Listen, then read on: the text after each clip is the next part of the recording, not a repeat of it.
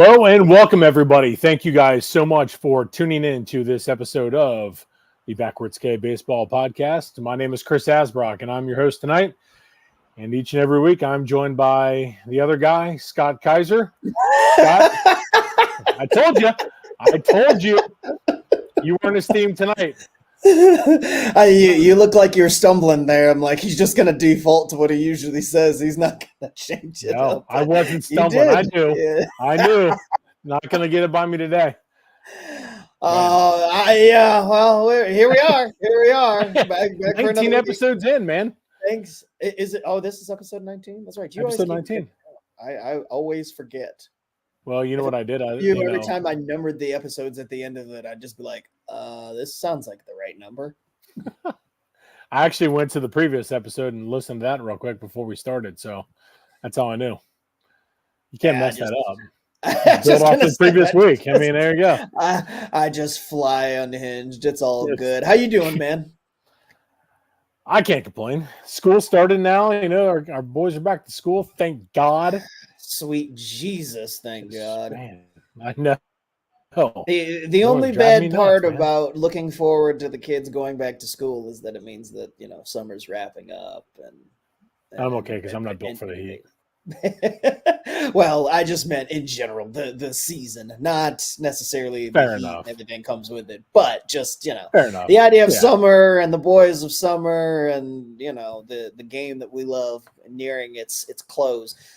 But today we're going to talk about the fact that there's some teams that are already knocking on the door of going fishing, man. It's been rough for the teams that we're going to talk about today. We usually discuss how well teams are doing and the teams that are pushing towards the playoffs.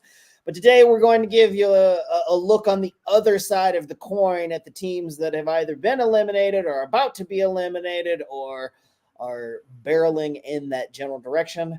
And we're going to talk about a proposed rule change to Major League Baseball that Chris seems to be in favor of, but I am decidedly against. Well, let's get into that then. Let's get into it. No, let's start with talking about the other stuff first and the loser. Because I want to get all my venting out of the way because we got to talk Braves and Reds and how disappointing they've been. So I need to get that off my chest. And then we can go into why you're so wrong about the rules. And then we can fight. Okay, cool. Yeah. Okay. So let's start things off. I'll lead things off this week. Over the White Sox. Over the weekend, the White Sox were eliminated from contention. That's right. The earliest a team has been eliminated from playoff contention during the wild card or division era. There's not much else to say. We've talked a lot about how awful and just an abysmal season this has been for Chicago, the White Sox, and their fans. But this put a whole new spin on it. When I was sitting there Saturday afternoon and got the text that the White Sox had been eliminated, I mean, my first thought was, well, duh, they were eliminated. But my second thought was, wait, really? Like mathematically, they're already eliminated? That seems odd. Like it's just, you know, quick math. But no, the White Sox have been eliminated. They're on pace to lose 123 games.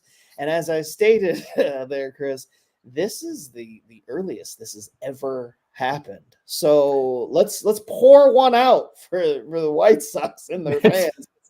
I mean, it's one thing to get eliminated and it's one thing to have a disappointment. It's another thing to just know, like officially on August, I guess it was August. Like 17th or 18th. Yes. Over the weekend, it would have been the 17th that you're officially eliminated. There's nothing you can do and that all the games that you play from here on out are just for shits and giggles. Do you know the worst part is, though? We knew that this team was eliminated back in like June, like even May. Yeah. You know, and it's just kind of like, so then you're just waiting to play out the entire rest of the season. I mean, that sucks as a player. I mean, you have to dread going in each and every single night to the ballpark, knowing that it's just like, ugh, the same crap, you know, different day. But yeah, middle of August, you're already mathematically eliminated. That's impressive. Like that is tip of the cap to the Chicago White Sox. That is impressive. I mean, you are 30-95 And you are what, 39 and a half games out of the wild card. Obviously officially eliminated, but that's unbelievable. Absolutely unbelievable. And again, knowing that you were pretty much eliminated, like I said, May, June, that's just, Well, and that's tough. you mentioned the standings, and so that gives me an idea just really quickly to bring up the standings here and look and see who is next in line to get mathematically eliminated from this whole thing. So looking at it from the White Sox side, we look go all the way down. All right, there's the White Sox. So the Athletics and the Angels are both tied with 53 wins apiece, which is insane to think that they both have 23 more wins than the White Sox. God. I mean, I know what when you see the pace and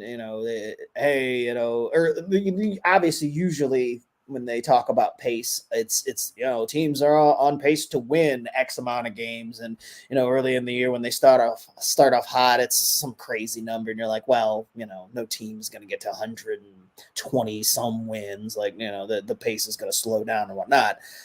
The White Sox have kept up with their pace. I mean, I'm pretty sure that it's only gotten steadily worse than the the idea that they have 30 wins in mid-August. Their score differential is negative 258. How did the Braves lose to this team twice?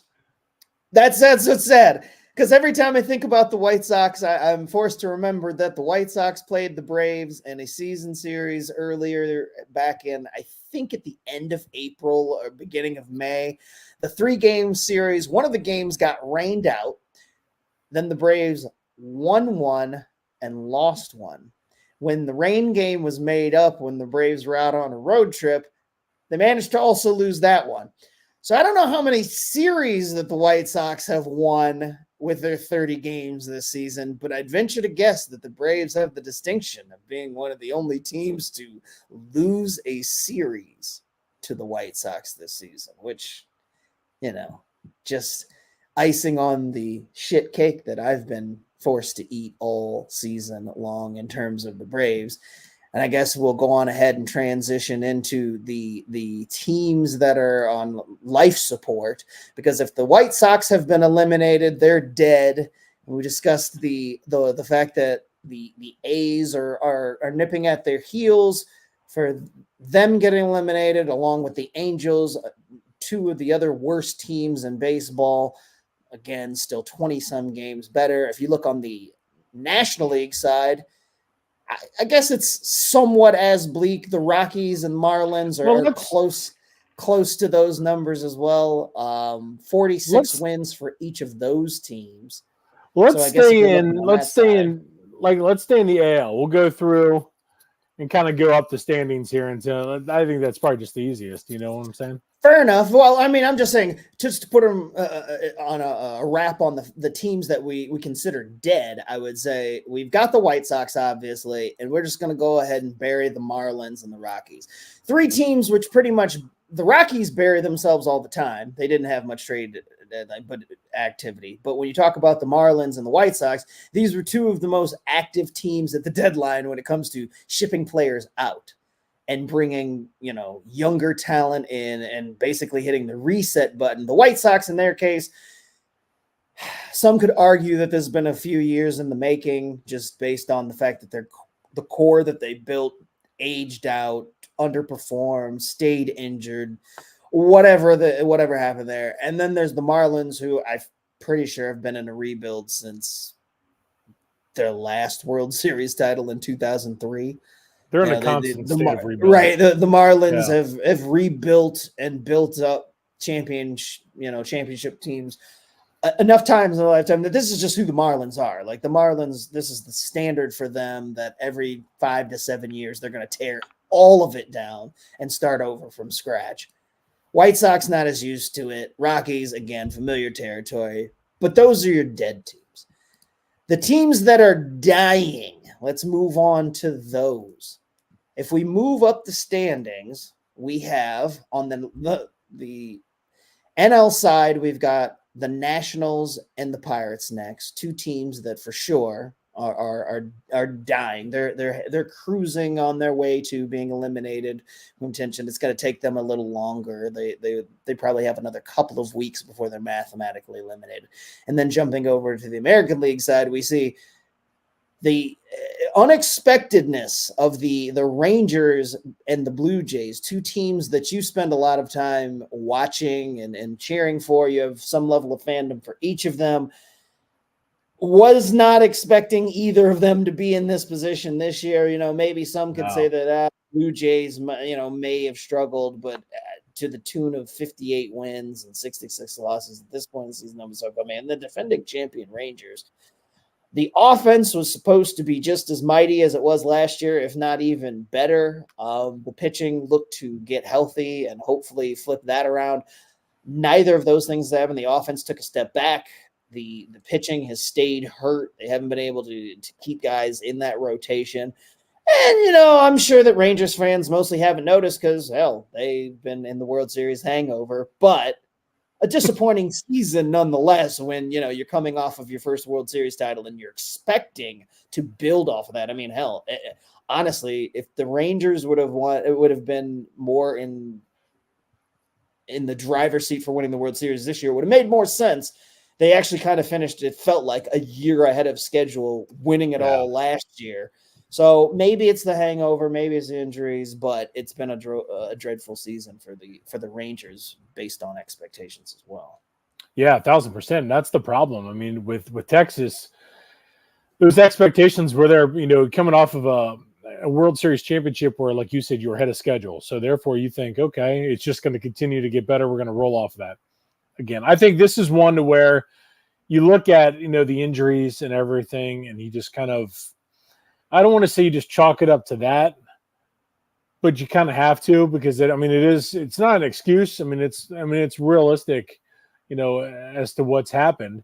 I mean, for example, with the Braves, you can say the same thing. It's just realistically, injuries have just cost a lot of teams. Rangers are one of those. Going into the season, you're looking at, Scherzer was on the IL. You had DeGrom on the IL. You had, what's the former Red that they signed? Tyler Mahle. Yeah, Tyler Mahle. Yeah, he's on just the IL. came back. Yeah, so it's like halfway through the season, some of these guys were supposed to come back, and by that time, you've already dug yourself a hole. So that situation's pretty tough for Texas. For the Blue Jays, this was just massive underperforming. This is a team that had an absolute ton of talent. They just, nobody seemed to come through outside of Vladdy. Bo's been hurt a lot. The Jays did, they made the conscious effort at the deadline to deal some of their pieces away that were pending free agents, to basically look ahead to next year as, we're going to continue to roll with this, and we're going to, go in at 2025 and with the same group, and hopefully add during free agency, because for the love of God, the money's there. Rogers Sportsnet owns the Blue Jays.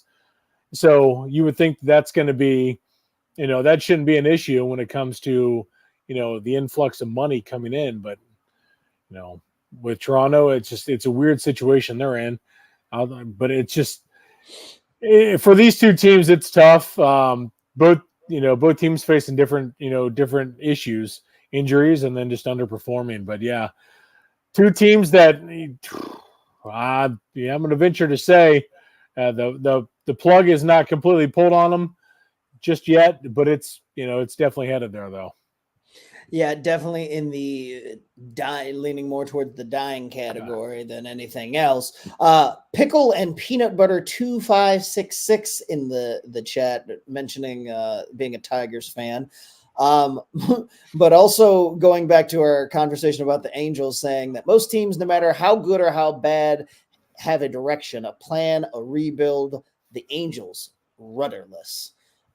Yeah, that's a team that I'm not really sure. Ron Washington took over there, leaving the Braves to be manager, get back in that manager's chair. But the cupboard was bare. I mean, you have the legendary Mike Trout, who, again, will finish another year on the injured list, as he's done way too many times to count over the second half of his career, which is unfortunate because yet another year robbed of one of the greatest players of our lifetime, seeing him play.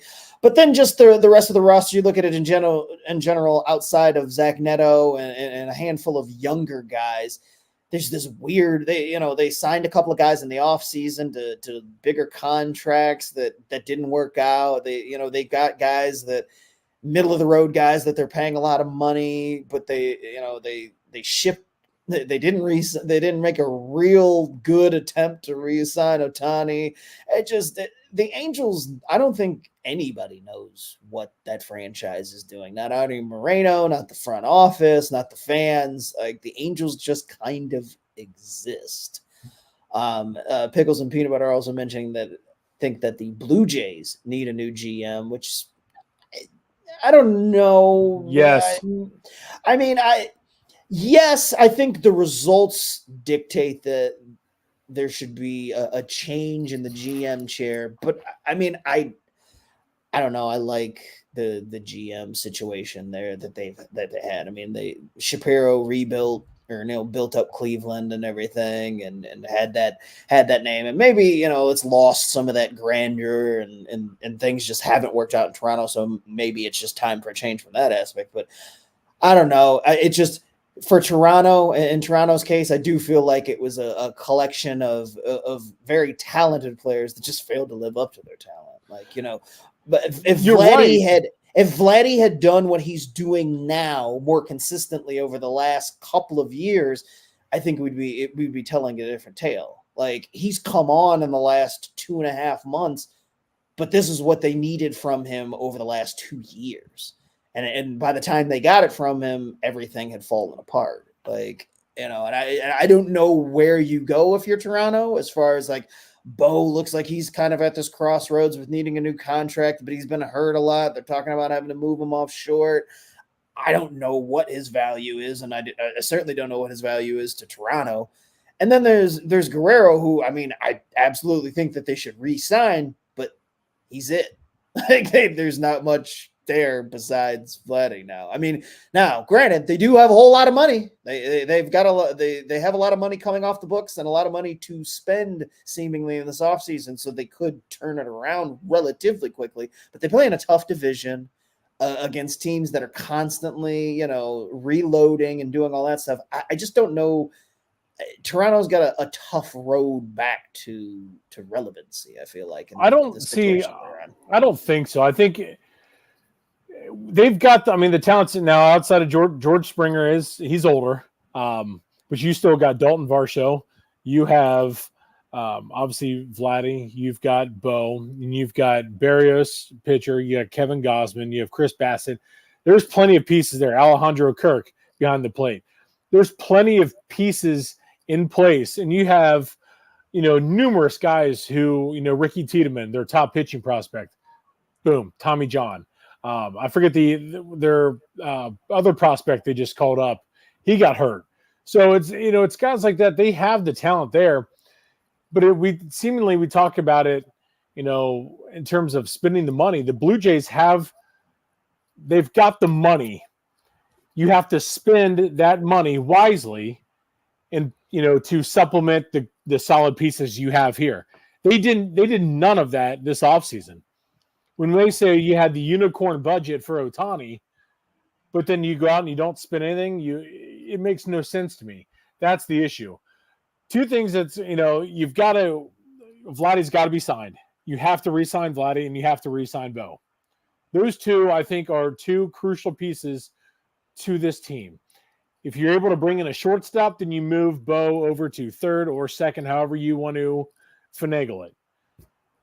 But you can't sit there and say you have a unicorn budget for one guy, but then don't go out and spend any money after that. That's the problem with the Blue Jays front office. And that's where I'm missing the days of Alex Anthopoulos. You're welcome, Scott, because now you reap the rewards of having AA as your general manager. When Anthopoulos was there, that dude there was not a single guy he was afraid to bring in. There was that time you had Josh Donaldson, you had Edwin Encarnacion, those were the two, big pieces that were brought in. And then, you go out there and you bring in an R.A. Dickey. I forget some of the other guys, that they had brought in because there were so many moves, during that time. It was so much fun to watch the Jays. Those times there is what needs to happen again, because here's the thing. Toronto represents the entire country of Canada. They are it. Everything in Canada funnels to Toronto. So that's why if you see Toronto when they go out on the West Coast trip to Seattle, look what happens. That ballpark, T-Mobile Park, is filled with Jays fans. Why? Because they come down from Vancouver. So, you've got all of that and all that money coming in from Rogers. Like, it's got to be spent. And that's what's so aggravating about this Blue Jays team. And again, this year there was a mix of just injuries, like I said, and underperforming. That happens. It is what it is. And I'm glad the Jays didn't tear it down and completely rebuild, because I think that would have been a huge mistake, because the guys are there and in place that can really, if they take that step back to where they were like last year, this team's going to compete again. But again, you have to bring in other pieces alongside of that to help, take that load off of just Vladdy or Bo. Because like I said, George Springer back, we know when he first signed there, yeah, he could do it. But, you got to take him out of center field. And they did when they had Kevin Kiermaier. So you're taking the pressure off of George Springer. Now you got to take the pressure off of Vladdy and all these other guys. And that's how you do it. You do it in the offseason by either bringing in, via trade or, free agency. And that's where I think Mark Shapiro, they've failed in terms of rebuilding this ball club up to where it should be, because, there's no reason this team should be where they are right now. And literally, right now they're in a battle with the Reds. It's 2-2 in a game that is, around the league, not one that really too many people are going to want to watch. And that shouldn't be the case, because this is two teams that should be competing for a playoff spot, and it's far from it. Well, and I know that there's been a lot of grumbling up there from fans in Toronto. I know that they're pissed. Matt Barr mentioning that when he was in Anaheim recently, that the Angels fans were pissed, that there's a lot of grumbling. And I've heard that from Angels fans. And there are a lot of fandoms in these cities and franchises that are either starved, in the Angels case, of, having not had really any winning season since they won the World Series in 2002, or very limited success. And then, Toronto, where they've struggled to consistently put out a winner year after year, but definitely are still missing that sustained run of success that they had in the early 90s and the walk-off home run and everything back in 92, 93. That being said, Pickles and Peanut Butter also mentions that, they got to want to go there. So even if Toronto does have the money, you got to keep in mind that they're convinced free agents to come to their team. Not as simple as here's money. I do wonder how much Toronto struggles with that. Like they, obviously Shohei turned him down, but I don't know that he was necessarily ever really legit. He was never going to go there. Honestly, going to go there. Yeah. But everybody else and other players, like, I do wonder, like, how often they're just immediately snubbed at the negotiating table, because it's like, well, I don't really want to go play in Toronto, for whatever reason it may be. See, but I have heard that Toronto is such a great city for players, like, and I've heard this on many, like, shows, whether it be, MLB Network Radio or anything like that, where they interview players, and they consistently list Toronto as one of the top cities that they enjoy going to. So I don't think it's that. It's in terms of them turning it down.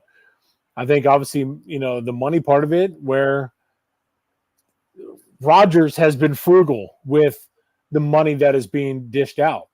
Yeah. So, they're being outbid by other teams. It's not the city, because like I said, everything I've heard, and again, I'm not an insider or anything like that, but I've heard it numerous times on other shows that Toronto is one of the top cities that players absolutely love going to and playing.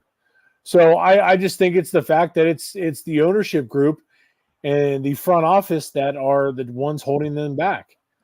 That's it sucks because, like I said, there's no excuse for it when there is an absolute ton of money to be dished out. They're just not doing it correctly, and that's where before they were able to lure free agents in. So I don't think it's the city part of it. It's just the fact that ownership and front office just aren't doing their job.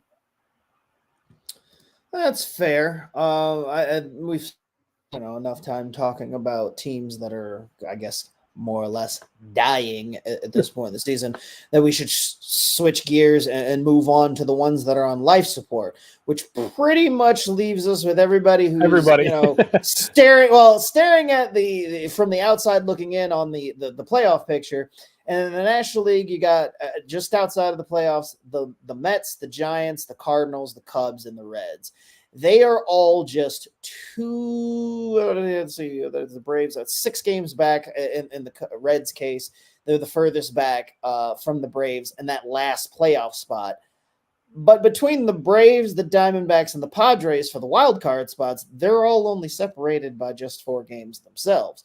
So in theory, if any of these teams decided to get their shit together now, the Reds, they're definitely flatlining, quickly. Same goes with the Cubs and the Cardinals to a lesser degree. Like the National League Central is more or less on life support at this point because the Brewers have run away, and there's a very low likelihood that any of the other 3 teams will make a push to be able to get there.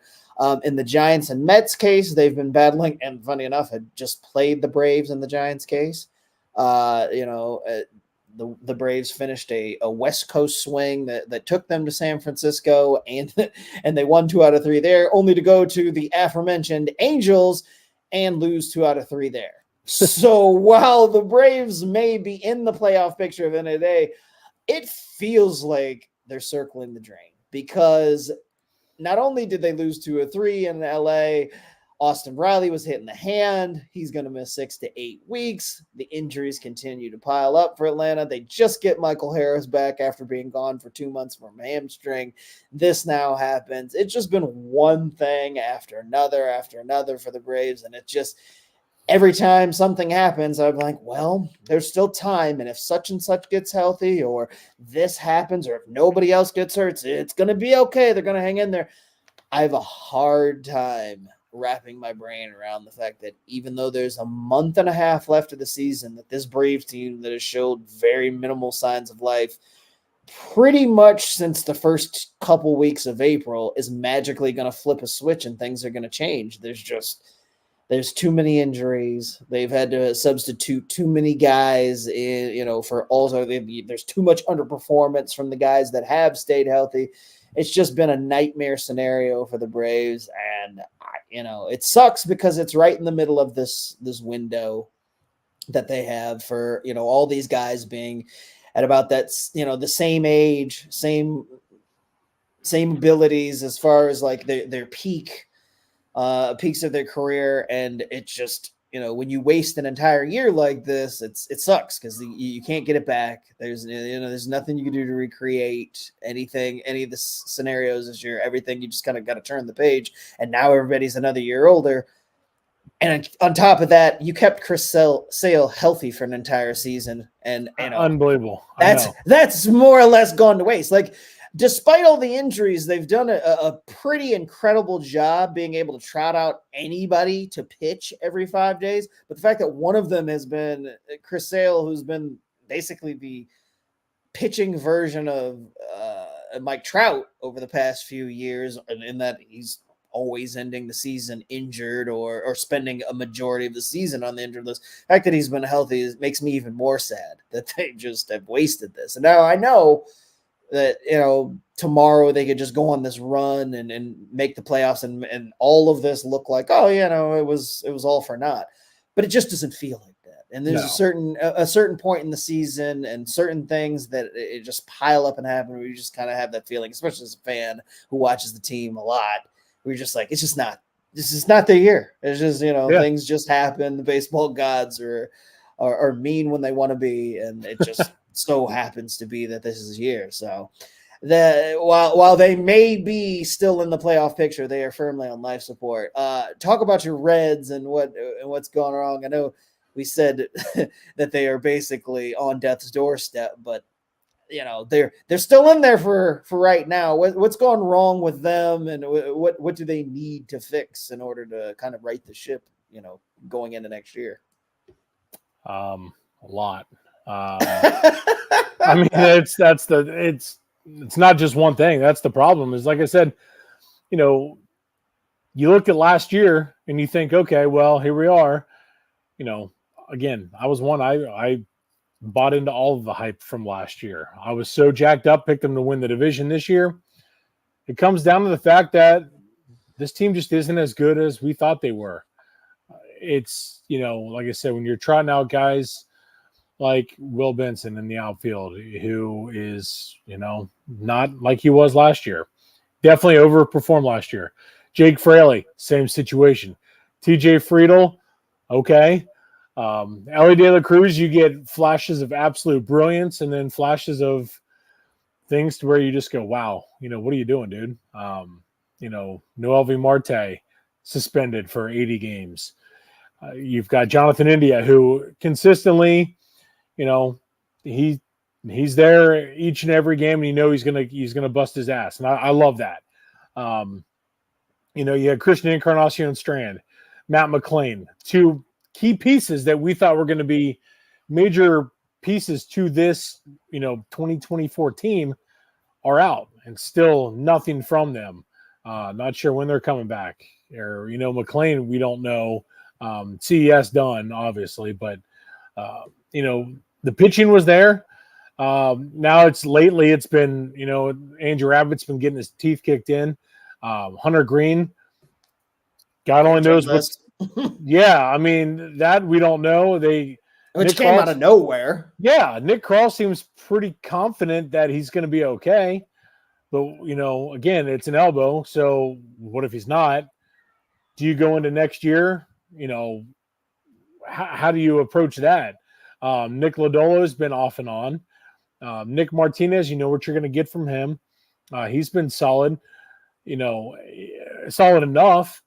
But other than that, it's just guys that have just overperformed last year, and we guessed our expectations were unrealistic, and that's what's happened. And when you got a team with as much young talent as the Reds have, it's just you would expect more. And knowing that knowing the needs that this team had going into the offseason, you go out and you bring in Candelario, okay.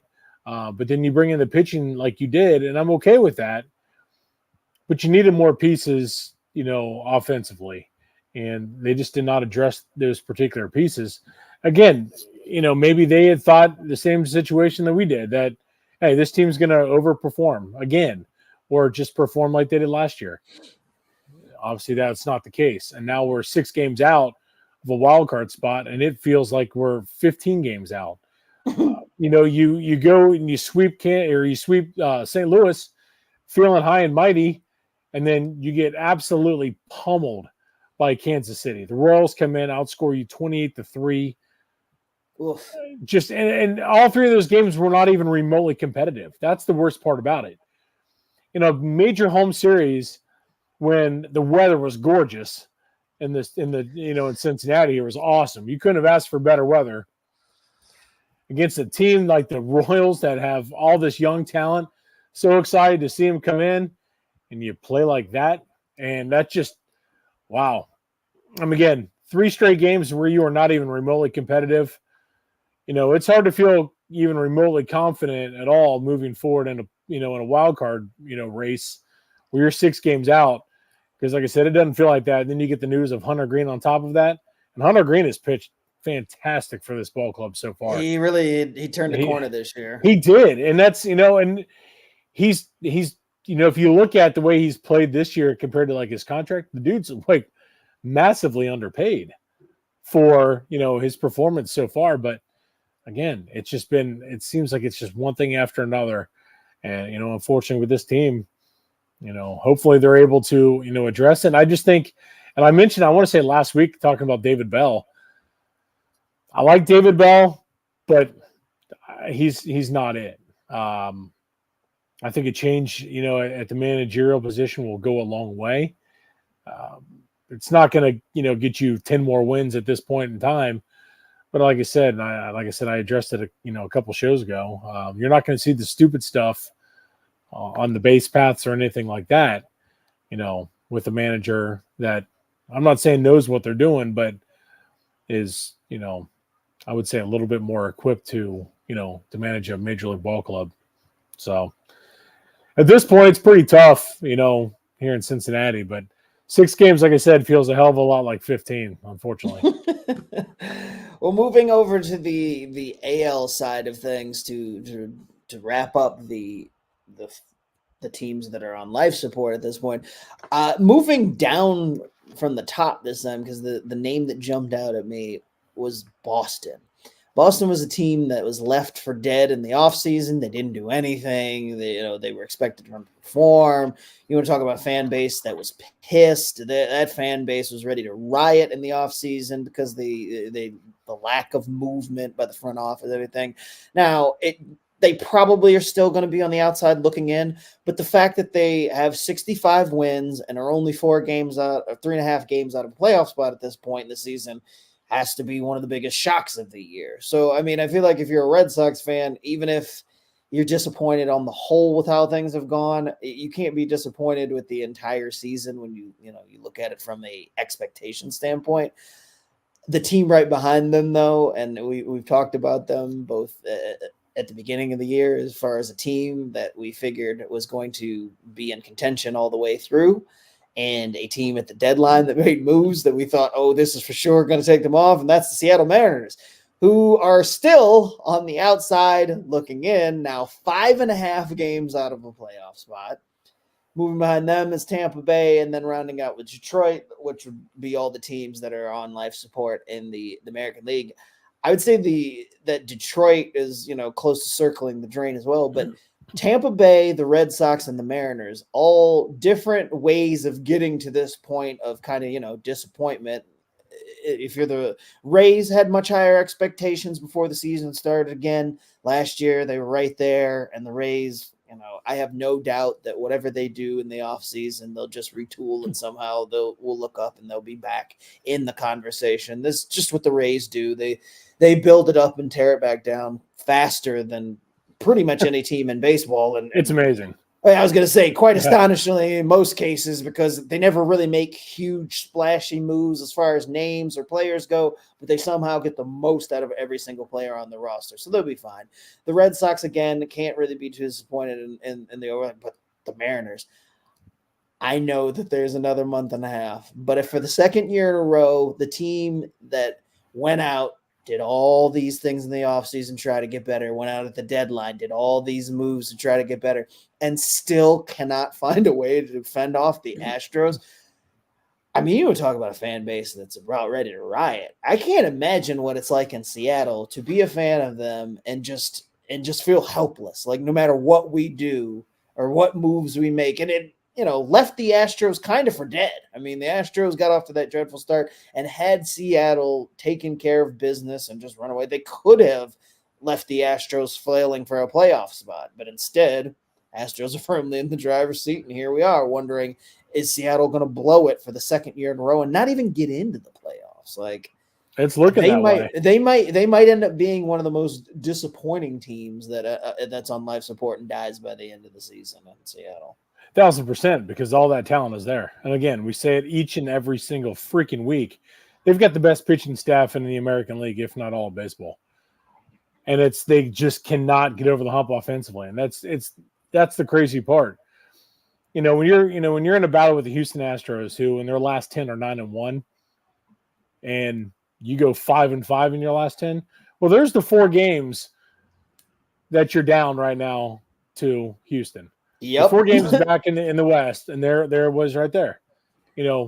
Like last show, I'm pretty sure they were tied for first place. I'm pretty sure when we did this show last week, they were tied. And now it's Yeah, like, what the I hell just think happened, man? I was Like, just gonna say, I think there might have been, but it doesn't take long to lose ground when you're facing no. teams head to head in your division. Like like you get swept, or they play 2 or 3 games better than you in a week when you're playing opposite opponents, and boom, the standings flip, the narrative flips, and then all of a sudden you're flailing if you're a team like the Mariners, to where it's like, oh well, they came out of the All-Star break looking great, came out of the trade deadline, making the most improvements, and here they are like struggling, and the questions are being asked again. Is this offense, do they have enough? Because it And seems guess like what? the never-ending question. And now you get to go play the Dodgers in LA. So, I mean, have fun. It's just like, just when it's 2 steps forward, 13 back. And that's the issue that, Seattle's run into all year. And that offense just has not taken that step forward. It sucks because, again, a talent's there. And, Trader Jerry's, did his job and bringing in the pieces, to help move this team forward. And they're just not getting it done. It sucks. Like you said, they've got to be on the verge of coming absolutely unhinged up there. And it sucks because. Well, what's weird to me about the Seattle situation and their struggles to find offense over the last few years is, I've heard people talking about, when Teoscar left this past offseason, he said, oh, it's a little hard to see the ball there and can't see it that great. His numbers suggest that when he played there, they weren't that great. I don't ever remember there being such offensive struggles in the early 2000s when those Mariners with Ichiro and those guys, when they were setting that record back in 2001. Yeah. I don't remember there ever being an issue with that being an offensive, a place where offense goes to die. So I don't understand why the collection of guys that they've put together and put on the field over the last couple of years just have struggled, no matter like whether or not they've been brought in from other teams or what. It's just been this weird, like offensive Bermuda Triangle, I guess, or just everything just goes there to die. Yeah, and that's the surprising part because when you have all that offensive talent that we thought they did, to match up with that pitching staff, and again, it just literally it's out of nowhere, like you said, the offensive Bermuda Triangle. What happened? I mean, what in the hell has happened up there? Because, man, again, now, like you said, we go from last week to this week, blink of an eye, you're 4 games back, 5.5 out on the wild card. Ooh, they're definitely circling that drain, and they're circling it really fast. Like I said, Now you've got 3 games with the Dodgers. That ain't gonna help your cause. So let's each pick a team that we think on the outside looking in, either National League or American League. Any of the teams that we've discussed here this evening, do you think that any of them, outside of the Braves, who are in the playoffs right now, if everything ended today, is there another team on either side that you think is going to make a run over the next month and a half and sneak their way in? Or hell, in the Mariners' case, it wouldn't even be sneaking their way in; it'd just be getting in because that was what the expectations were in general. But yeah, is there a team that you can look and say, all right, they have a good shot to turn things around? I want to say Seattle because they've got the pitching. Yes, and pitching goes a long, long way. I mean, in theory, they're only 3 games back in the division, so there's that. I mean, they're 5.5 back in the wild card, but they're only three games back in their division. So it's not impossible. I know it's not. I mean, I'm going through here, and you scroll, and it's like, oh man, the farther you go down, it's like, I was gonna say it gets ugly in a hurry once you scroll past the top couple of teams. I don't have the faith in Boston because the division they're in. The East is, I mean, Baltimore and New York are, they're on fire right now. I'm going to go Seattle. I am. I just, damn it, I want them. It's probably because I'm like, it's,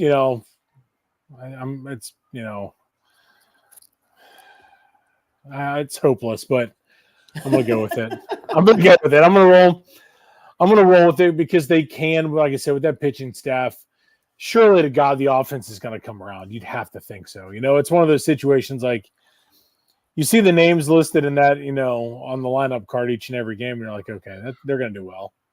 Okay, they're gonna do well, and they don't. It's like, what the hell? But Seattle. I'm going Seattle. This pains me to say this. I know. I know what you're gonna say. But when I look at it, if Atlanta, if this is indeed their last stand and the way they've played over the last couple of weeks, it appears that it is. By God, the damn Mets are going to somehow backdoor their way into the playoffs, aren't they? You know what? that is the one team that I look at and I'm saying, like, and I've kind of been eyeing them, keeping an eye on them since earlier in June when they kind of started playing a little bit better and moving. Like, I hate to say it, but I could definitely see the Mets finishing this thing off and edging the Braves out of the playoffs by like a game or two. Because if Atlanta doesn't get their shit together, the Mets have been playing just good enough to sneak in there. And I know that they have at least one more head-to-head matchup between now and the end of the season. Braves start their last gasp effort at keeping their division title hopes alive when they start a series of Philadelphia tomorrow. But again, I think that's that there's a there's a greater chance of me being 6-4 tomorrow than them holding on to this division title run, and I think there's an even better chance of me being 6-4 than there is of the Braves screwing this up altogether and the Mets sneaking in. So I'm gonna go Mets as much as it pains me to say it. If it makes you feel better, that's what I was gonna pick, but because I care and I didn't want to send you to the roof. I didn't go that route, so yeah. I was leading that way. I know. That's what I was like. Mike pointing out that you were waffling on the question, like somebody said, if you don't get it right, you have to take a kick to the crotch. And Matt, I knew he was watching, and him being a Mets fan, he enjoys hearing the words come out of my mouth that the Mets are the ones to pick. But I do. I mean, I think that the Mets have played really good in the second half. They still haven't played up to the talent level as far as the contracts they're paying and all that. But at the end of the day, they've played well enough to be in this position, and I think they have just enough that they could edge the Braves out. And wouldn't that be wild after everything that's gone on this season that they end up in the playoffs? And then all bets are off because I know the Mets were supposed to get back some pitching that would make the road a little bit easier, and things kind of haven't worked out there.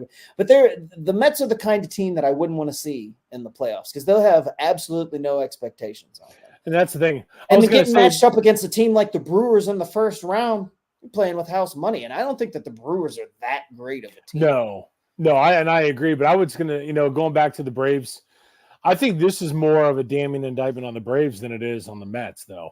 Thank you. It is. It absolutely is. I mean, because I agree. I mean, it hurts. I ain't got a dog in that fight, so I could give a shit. So yeah, no, the Mets should have been buried months ago. Exactly. So this is more of, like I said, an indictment on the Braves not being able to, or it's not even really their fault in terms of like the injuries. It's just like you said, you guys somehow pissed off the baseball gods, and they are, I mean, just slam dancing you guys like crazy.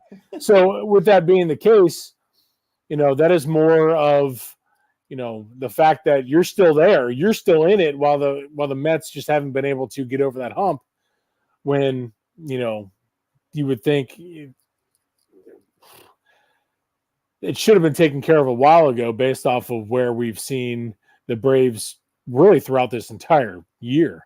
Like I said, those injuries have mounted up right from, Jump Street, it seems like, and then nobody's been able to take advantage of it outside the Phillies, So, but in this case, I'm going to say this is more on the Braves than it is on the Mets being able to overtake them.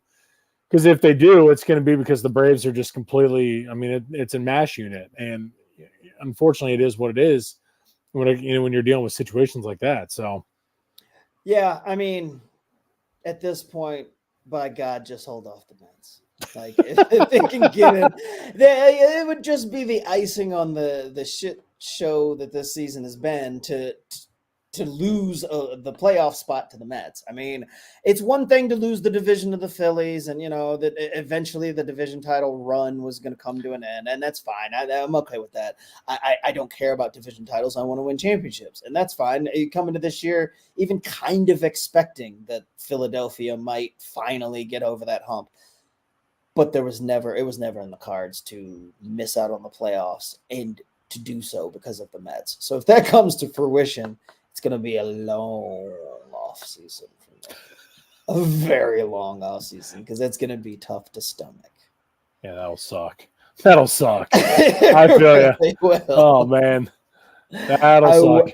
I will not be happy. But let's move on to the other big news story of the week when it comes to baseball, and we are divided. We are house divided when it comes to this one. So if you haven't heard, there's been rumors out there that Major League Baseball is playing with the idea of making a rule so that starters have to go 6 innings minimum in baseball. I am not on board with this at all. The caveats to the rule would be the fact that the pitcher would, if he throws 100 pitches, could come out before that 6 inning mark. If he gives up more than 4 runs in the start, he could be lifted. Or if he gets injured and the injury has to have a corresponding injured list stint so that, a team like the Mets who've been busted by it before can't fake injured list, oh, guy's sucking, and all of a sudden he's got a blister. Oh, guy's sucking, all of a sudden, is something wrong with his elbows tingling. So they pull him out to skirt the rule. I absolutely hate the idea. And here's why.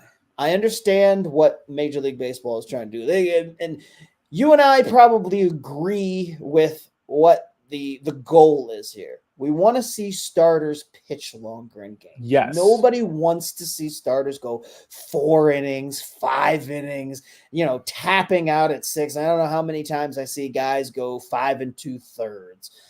6 innings feels like a complete game for starters these days. And that's insane. Like the idea that we've gone from the days of guys coming in and like a complete game being the expectation to, Christopher Sanchez threw a 9-inning, 99-pitch shutout for the Phillies the other night, and that's a rarity.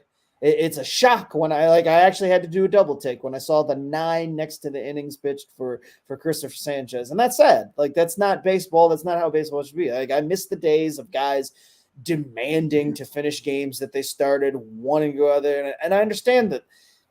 Players now are taught at the minor league level, go out there, give us max effort, give us everything you got for as long as you get. We'll take whatever that is. If it means you strike out 10 guys and we pull you in 4 innings, then so be it. We'll figure it out.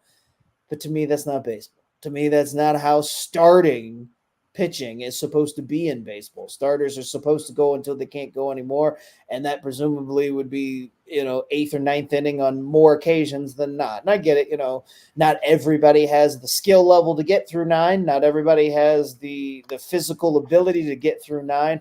But once upon a time, not that long ago, there was a reasonable expectation that you guys would at least go 7 innings. The setup guy coming out in the 8th and then the closer for the 9th, it was reasonable. That we could deal with that. But this whole 5-inning thing has gotten out of hand, and it's getting closer to all games being bullpen games than not. But I'm gonna stop you there when it comes to making a rule that these guys have to, because baseball, I wasn't a fan of the universal DH. Fine. It happened. Whatever. You get you more offense. I struggle with that because it took strategy out of the game. I know it's made the game better, more watchable for the casual fan, whatever. Fine. You legislate shifting out of the game. I know, again, that you're trying to increase offense, blah, blah, blah, blah, blah. But what you did was take another strategy away from the game. another dynamic that, each team should be able to employ their players however they can to stop the opposing team from scoring within the rules. The idea that you would make a rule to stop a actual strategy in the game from happening is absurd to me. And this is one more thing. Like, no, I don't like starters not going, 9 innings if they can. But I don't want anybody to say, well, this guy has to keep going because of some arbitrary number, arbitrary set of rules. I mean, I want guys to go that long because of merit, not because the rule says they have to go to. And I have a feeling that this isn't going to create necessarily the desired outcome, because what's to stop guys from, you get to that certain point and things aren't going. What if you're at 90 pitches going into the 6th inning, right? And you're supposed to 10 more pitches.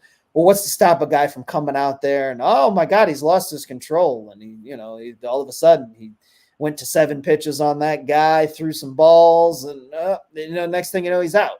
Then we're slowing the game and getting down again for pitching changes and all that. Like, I just don't think that the rule change is going to have the desired outcome that they think it is. Where do you stand on this whole thing? Well, I don't think that we made it sound like we were going to disagree a lot more. And I don't think that's the case. What it comes down to is pitchers don't know how to pitch nowadays. That shift from learning how to pitch to now just straight pumping velocity, and that's it. We've gone from, the days of a Greg Maddux 89 pitch complete game to, guys throwing 104 miles an hour for 4 innings, and that's it. That's all they can do. It's the guys have to learn to pitch. You have to learn how to control the strike zone, change speeds, change eye level, everything like that. That is what has to happen. Because nowadays, these pitchers, it doesn't matter how hard you throw. These guys, and the saying, I've heard it before, and it's amazing. These guys could time up a fighter jet. That's how good these hitters are. So, yeah, just because, you throw it, 104, but you got, you're a 2-pitch pitcher, like Hunter Green, for example. Hunter Green was a 2-pitch pitcher for a long time, and it was getting rocked on his fastball because he had nothing else. So that's where these guys, you have to learn to pitch. If you learn to pitch, you're going to go longer in games. So I don't think I like the 6-inning rule, like I said, in terms of and you can't enforce it. That's the problem is, right. And that's, a starter should go more than 6 innings. And it's like, to me, if you don't go more than 6 innings, you're not a starter. Like, that's, again, and like you said, you're shifting more to a bullpen game each and every night. And that's not, to me, that's not baseball. I want to see guys, throwing 100-plus pitches every night, that they're on the mound, and go from there. And that's what, 6 to 7 innings? Okay, good. Get past that 6-inning mark and go from there. But again, it's that shift of the metrics part of it that, all these numbers and everything like that they've ruined the game of baseball in some aspects when, some teams, like for example, I have heard from people in the game that, as they were coming up through an organization that, you're graded on a certain level and you wouldn't even be remotely looked at if you didn't throw 96 or above. Well, I'm sorry, but you look at a guy like, for example, like Brent Suter of the Reds, he doesn't pitch like that. But what does he do? He works the corners, changes eye level, everything like that. That's how you pitch. And that is what we have gone away from in baseball. And that's why we're seeing a lot of these injuries, the spin rates and everything like that. It's ridiculous. It is a change in philosophy of just trying to throw hard and get the most break possible instead of knowing how to pitch. And I think that is the issue we're seeing.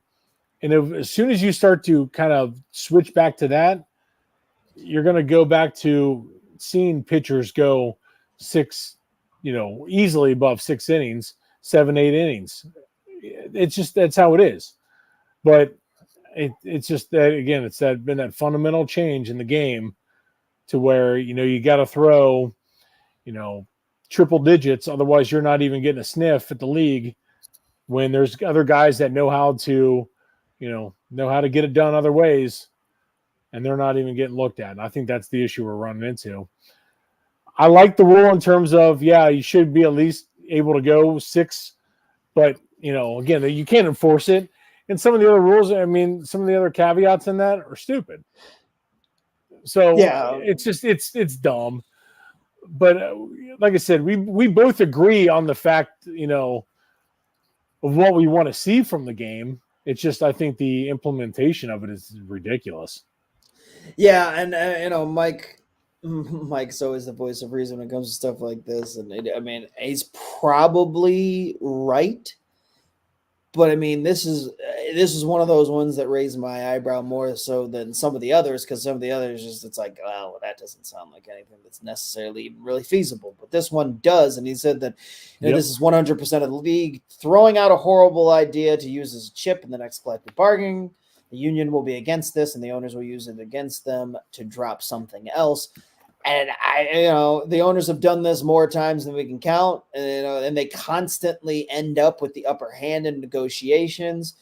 And because the commissioner can unilaterally do things after like the 1 year grace period or whatever, you throw something like this out there to see the reception, and if it doesn't go great, then like you said, use a negotiation tactic. And if it does come to the point where you just implement it on your own, like, there's nothing that the players can do. But again, I don't know that doing this is necessarily the avenue that like they ultimately want to go. Like, it just, I don't think it makes sense when you like start thinking it through about how it'll work. And like, you can't tell me that you've got all these pitchers on the staff. And in theory, the way the game has always been played, on any given night, you have your entire pitching staff available, right? Like it's funny because in the playoffs are like most of our lives, the playoffs were actually played like baseball is played now. Like the regular season is played now, where guys in the playoffs would go max effort and you'd only see them. And you didn't bat an eye because, you'd look up and it'd be like, well, these guys are, in the playoffs, you get 5-6 innings or you get to that magical third time through the order, whatever marker that the teams used in the playoffs, the hook and the leash is much shorter. But then that stuff started rolling into the regular season, and that's become now just how the game's played. I don't know that you can put the genie back in the bottle. Like, I don't know that you can go. And I don't like the idea of having an entire pitching staff at your disposal on every given night. That's not how baseball works, to where you would be using every single pitcher. But that's part of the game, right? Like, in theory, you could even put every single player on the roster into pitch on any given night if you want. Like, I don't like the idea that because something's gone way too far in a direction that that the game never intended. And look, this change took a course of 150 years baseball's been played now. So it didn't come to this overnight. It wasn't just this is the evolution of the game, and it's not where anybody wants it to have gone, but these things kind of come and go, right? Like, I know that there aren't teams that are looking at guys throwing in the mid 90s, but what if it goes, or the lower 90s, but what if it goes back to that? Like, what if somehow there's a team that says, well, these guys don't, they still know how to pitch, and they go like, I guess you can look at the Cardinals. The Cardinals kind of go that route. It doesn't really fucking work. I don't know, man. I don't know what the ultimate like way to get teams to do it is, but I don't like the idea of legislating and forcing them to do it. I just think it's a bad idea. And then you got to start making up rules for everything. Like, people didn't like how much, closers are being used, and the closer usage changed. Like, these things have a way of kind of changing on their own. I don't know. It just, baseball needs to stay away from this one as far as putting in a rule to enforce it. It's just the evolution of the game. That's all it is. And like you said, it's when it comes to the the pitching part of it, like learning how to pitch. Again, that was just a shift in the game. That's all it is. So, like you said, the genie's out of the bottle. You can't get that back unless the only way it changes is teams again start to like, oh, hey, I don't need a guy who is throwing 99. I'll take the guy who's throwing 93, 94, good movement, a lot of sink, everything like that. And then like, hey, okay, that worked. And then that continues to, evolve. You start to see more and more of those pitchers. And then the game shifts back to that type of pitching. Then you're going to see that more and more often. Right now, it's just a natural progression and evolution of the game. Is all it is. And at this point, it's just, we're at a time now to where, baseball, you can't really do too much. And you should probably sit this one out. It's really what it comes down to. But like Mike said, unfortunately, I think I'm in the same, mentality on that one. Is that's 100% what it is. And again, they just got to leave it alone. Yeah, Mike taking my idea and saying that he thinks a better idea for a rule change would be that you have to throw every pitcher on your roster every day. I mean, that would get interesting real quickly. Yeah, I don't know. I don't know about going that route, but I don't know. They've implemented so many rule changes over the last 10 to 15 years, and drastic changes in the pitch clock and all that. And I've been on board with most of the stuff, and it's made the game better in a lot of ways. It's just at some point it has to stop, and you've got to let the game do what the game is going to do. And people, I see it's just like, well, they got to get it. I'm to the point where people are either going to watch baseball or they're not. I mean, you either enjoy baseball or you don't. And again, it's kind of like, with other things, it's like evolution. Once upon a time, baseball was the most popular sport. It fell out of favor there. I mean, it's now, third, if you're just talking about eyeball metrics behind basketball and football. It just is what it is. Like, I don't necessarily think you're going to be able to make a rule. Like, is anybody who stopped watching baseball over the past 20 years or so going to say, oh, that's what I always wanted? They're making starters go longer in games. They put a 6-inning limit on it, or a minimum on it. Now I'll watch baseball. Like, no, that's not going to happen. That's not why casual fans tune into the games anyway. So all you're doing is, really pissing off your main base, because exactly for the most part, this seems to be like baseball fans aren't a huge favorite. Like, same thing.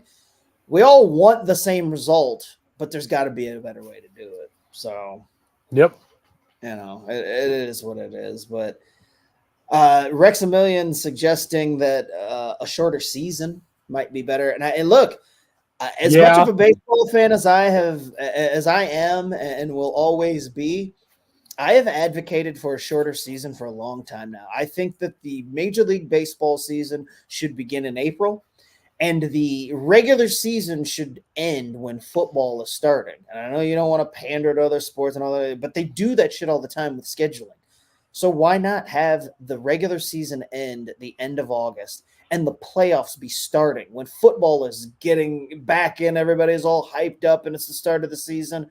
What better way to make baseball, put baseball, the brightest light of baseball, than to have your playoffs and your championship game going on the first month that football's back in session? Again, I don't think that you're going to compete with it on a 1-for-1 just because of that, but it would make it more watchable than, oh, it's September in baseball. There's still another month left. And for most teams in the league, they're meaningless games. They just are. I mean, the White Sox are playing for nothing for the next month and a half. They've been playing meaningless games for the last 2 months. Right. And again, in a couple of weeks, half the league is going to join them. So why have that going on for an extra month? Just start the playoffs in September, man. Agreed. I think shortening the game or shortening the season by, what would that be, 30 games? It's not going to kill. And I know that'll never happen because of revenue and all that other shit. And the owners certainly aren't going to give more back. But I mean that might be a way to help with the fatigue of pitchers and how long they're going. So, I guess it's audible on my end that the kids are getting yelled at because Matt wants to know which kid is getting an ass whooping this time. I don't think either one is getting an ass whooping just yet. I know if there's something funny in the comment section because while I'm talking, because I watch you just immediately start laughing. I'm like, I saw that. I was like, oh shit. It's either baseball. I don't think that ultimately this ends up happening, and Mike's probably right. It's probably a big time negotiating tactic and a scare thing, and just to kind of float it out there and see what the perception of it is, both public and with the players, and then they'll go from there. But I think there's a way to get to where we want to go, but it's not through a rule change. Not like this. Exactly. So. Completely agree. Yep. Completely agree. I mean, and baseball needs to just leave alone for just a little bit. Like we've had enough rule changes in the last couple of years that they need things to kind of settle before they you've changed everything so quickly and so drastically without seeing how things play out. There's all sorts of variables that can pop up that you're not even aware of. Like they can't help themselves. That's the problem. I know. Then they've started tinkering, and now they can't undo it. Oh yeah, yep. It's a damn shame. Again, just let it go. Let it breathe and, go from there.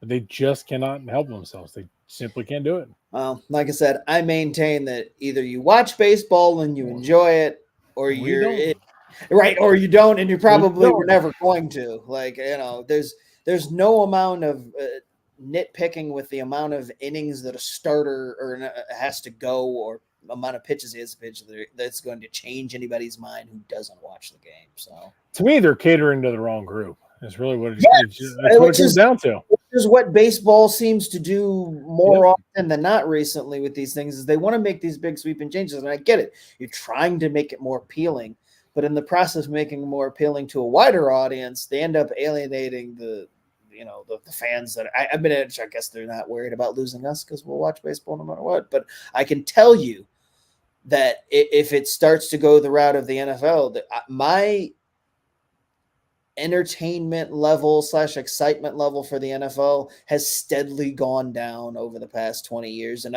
it's directly tied to the rule changes. I do not enjoy football the way that it is played in the NFL now because it's all geared towards offense. And they said, fans don't want to see defense. Fans don't want to watch teams play defense. And that couldn't be anything further from the truth. I miss hard-hitting linebackers, safeties flying over the middle. And I know, some of that has to do with safety, and I get all that too. But the idea that you can't touch the quarterback or you hit guys too hard that it's a foul, and it lost its appeal for me. And maybe the NFL doesn't give a shit because so many they're lining their pockets every minute of the day with money from fans that are more than happy to feed into it, but it's just not me. And I would hate for baseball to start to lose my fandom when it's stayed at a very high level through everything that it's gone through over my lifetime. I'd hate to see it go the way of football and just start to appeal to me less because they started meddling with the basic foundation of the game and the rules. Yep. And that's where they're headed because again, they're catering to the wrong group. And, you continue to do that. It ruins it. And it's a shame because again, baseball is the best game that's played. It's awesome. But it is, and that's, we talk about every time. I mean, even when we're watching our kids, gong show every season, we're looking at each other like, man, what the hell's going on here? But it's like, man, they're enjoying the game of baseball. They're having fun. And it's like, yeah, damn it, that's the way it should be. But then you look at, what Major League Baseball is doing. It's like, man, what the hell? I mean, I can't imagine some of these rules being, in place in our kids' games, like it's just, Yeah, like I can't imagine the rules like this filtering down to the lower levels. Like I know that it won't be a 1-to-1, but everything filters down from the pros for all sports in some way, shape, or form. It may not take hold all the way. It may be modified.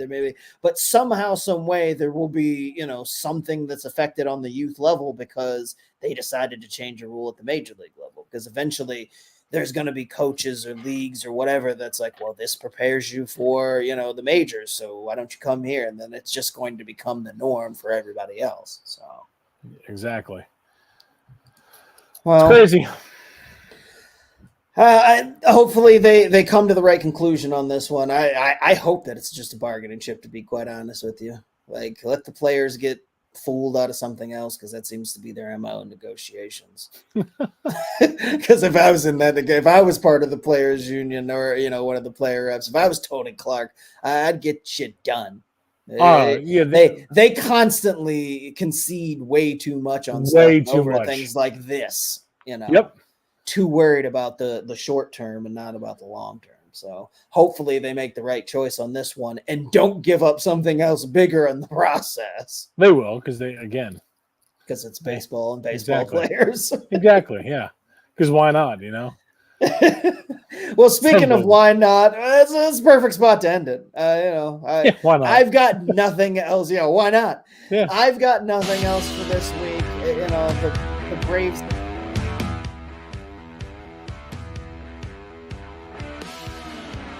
They're trying to change the game. Like, just leave it. Just leave it alone. Let my players get injured when pitchers don't have any restrictions on them, okay? Yes. Agreed. Agreed.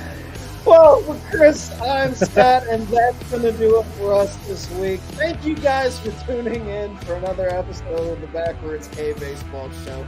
We are here every Monday. We can be, or as often as our children's schedules allow us. But you can find us on Facebook, on Twitter, on the Impact Sports Cincinnati Network, and of course, the Craft Brew Sports Podcasting Network. We do this because we love it. We appreciate you guys joining along with us. Share it with a friend. Give us a review. 5 stars, help us out. Do whatever you can. Spread the word, because baseball needs to be talked about more, as much as we love doing it. Thank you guys for joining us. We appreciate you. Have a good night.